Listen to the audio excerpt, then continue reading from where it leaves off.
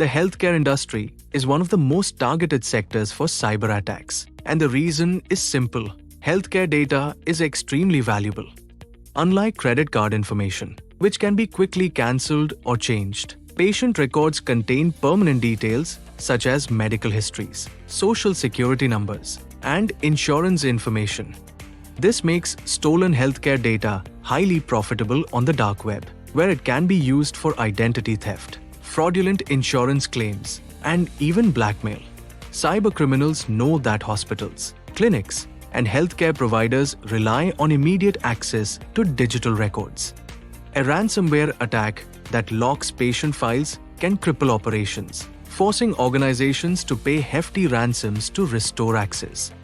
In many cases, these attacks lead to the delay or cancellation of critical medical procedures, putting patient lives at risk. Additionally, healthcare organizations store vast amounts of personal and financial data, making them attractive targets. With sensitive information at stake, cybercriminals exploit any vulnerability to gain access, often through phishing emails, weak passwords, or compromised third-party vendors.